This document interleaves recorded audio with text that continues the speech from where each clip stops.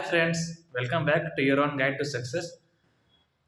तो 25 फरवरी को दोनों शिफ्ट की पेपर हो चुकी है एसबीआई क्लर्क मेंस की, और एक शिफ्ट का पेपर बचा है 4 मार्च को।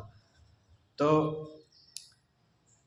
आई होप कि कैंडिडेट्स ने अपना बेस्ट दिया होगा। जितना मैं एनालाइज कर पाया पेपर को, कि पेपर एसबीआई की तरह ही था, मतलब उम्मीद से ज़्यादा टफ। अगर बात करें कि जैसे सेक्शन वाइज की, तो सबसे टफ जीए, जो कि यूजुअली टफ रहती है क्योंकि क्लर्क के पेपर में मतलब स्टेटमेंट वाइज क्वेश्चन आ जाते हैं। जैसे पीओ मेंस के पेपर में रहते हैं वैसे क्लर्क मेंस में आ जाते हैं। तो जीए टफ थी। एवरेज अटेम्प्ट्स वो 10 से 15 रहे हैं। और इंग्लिश, और सरप्राइजिंगली इंग्लिश भी काफ़ी टफ इन द सेंस कि वो लेंदी थी। मतलब कि पढ़ के आपको आंसर देना पड़ रहा था। मतलब एक दो नंबर के लिए भी आपको काफ़ी पढ़ना पड़ रहा था, खासकर आरसीज में, पैराजम्बल्स। तो सरप्राइजिंगली ऐसा ऐसा इंग्लिश में मतलब वैसे देखा नहीं जाता है, खासकर क्लर्क मेंस के पेपर में। तो इसी कारण इंग्लिश का भी इस बार अटेम्प्ट थोड़ा सा डाउन है।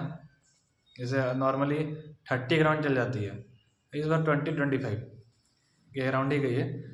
और मैथ्स वही नॉर्मल लेवल, जो थोड़ा टफ रहता ही है। आईयूपीएस का पिछले 1 साल से टफ होता ही जा रहा है, तो वही लेवल बरकरार रखा आईयूपीएस ने। और फिर भी 15 से 20 अटेम्प्ट्स रहे हैं, गुड अटेम्प्ट्स। और बात करें रीजनिंग, तो रीजनिंग ठीक थी, मतलब कि मॉडरेट।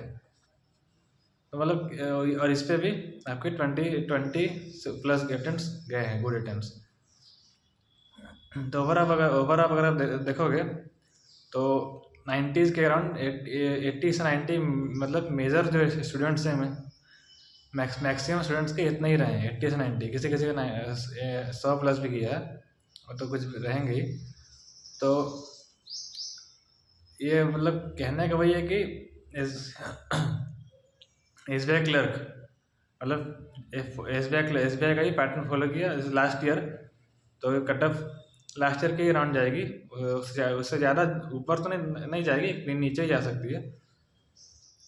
तो ये थी 2 शिफ्ट की पेपर। और ऑफ कोर्स शिफ्ट वाइज हो रही है तो नॉर्मलाइजेशन तो हो गई, क्योंकि तो इसलिए जिनका टफ आया था तो उनको थोड़ा एडवांटेज मिलेगा। और तो अब क्वेश्चन है कि 4 मार्च को जिनका शिफ्ट है वो क्या कर सकते हैं। तो वो सबसे पहले तो क्या कर सकते हैं कि आज ये दोनों शिफ्ट का जो पेपर है वो उनको अटेम्प्ट करके जाएं। मेमोरी बेस्ड पेपर बहुत सारे ऐप में आ जाते हैं, हॉलीवुड में आ जाता है, आप बाय अड्डा में भी आ जाता है। तो वो दोनों अटेम्प्ट आप करके जाएंगे, दोनों का अच्छा से एनालाइज करके जाएंगे। जीए जीए आप स्टेटमेंट वाइज क्वेश्चन रिवाइज करके जाना बेस्ट रहेगा, क्योंकि अभी वैसा ही आ रहा है, चाहे क्लर्क मेंस हो या पीओ मेंस, आरआरबी को छोड़ के। तो इसलिए जीए का लेवल अप होता जा रहा है। तो आपको ठीक है, इसमें सेक्शनल कट ऑफ नहीं है, बट फिर भी आपको जीए के कुछ क्वेश्चन डुएबल रहते हैं। आप अगर थोड़ा सा पढ़ के, थोड़ा सा मतलब रिवाइज करके जाओगे तो 5-10 नंबर तो आप जीए में ला ही सकते हो। जैसे मतलब कि छोड़ना नहीं है जीए को। और बाकी इंग्लिश के लिए आप कंप्रीहेंशन और पैराजम्बल्स अच्छे से प्रैक्टिस करके जाएं, कि अगर आपका भी पेपर लेंदी आ जाए तो आप उसके लिए तैयार रहें, क्योंकि एग्ज़ाम में पैनिक नहीं होना है। और ये हो गई इंग्लिश। और रीजनिंग के लिए पजल्स, सिटिंग अरेंजमेंट्स, और मशीन इनपुट आउटपुट, इन तीनों पे खास ध्यान देना है।